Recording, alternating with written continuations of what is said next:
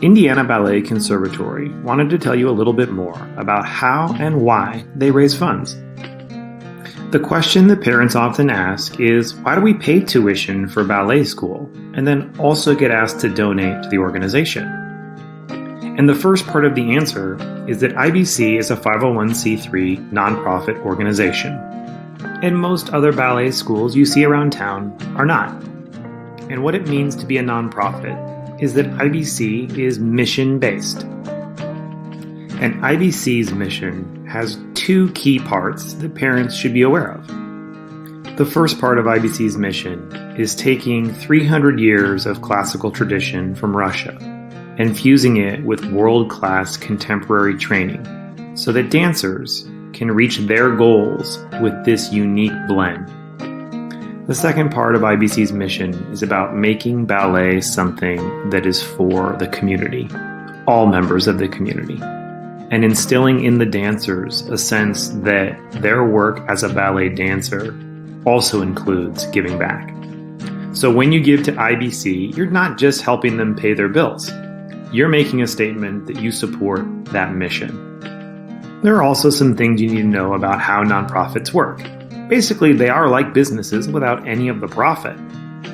The organization is overseen by what's called a volunteer board, and this just basically means that the people that are helping out don't get paid. As an industry standard, school-based nonprofits that charge tuition traditionally raise about 90% of their budget with that tuition. But that leaves 10% that IBC needs to get from somewhere else. And so for IBC, that 10% equals about $75,000 that they need to raise each year. So if you have some extra change in those cushions, feel free to dig it out and we'd be happy to accept it. But whatever you don't find in your cushions, IBC has to raise each year through grants, fundraising, and sponsorship. So this begs the question, why not just charge more for tuition so that you can pay the full 100% of the budget? It's a fair question, and the answer is embedded in IBC's mission.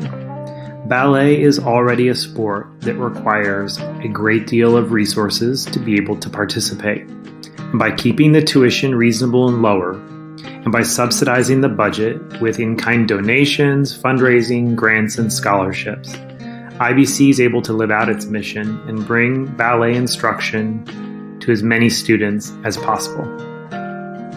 So now that you know a little bit more about how IBC works, and you have some information about the inner workings of a nonprofit, we wanted to make sure you understood that giving to IBC is about a lot more than just money. By far, the most important way that you can give to IBC is that of your time. Because IBC wants all of the money to go directly to teachers and to students, there's many opportunities. You can join the board, you can help to sew costumes, you can build sets, hang lights, help with technology. There are literally endless ways that you can get involved if you have the time. If you have a business with extra swag, or you might have items laying around that could be donated for a silent auction or even for a live auction, all of these things can help. Because IBC is a nonprofit, all donations that you make are tax deductible.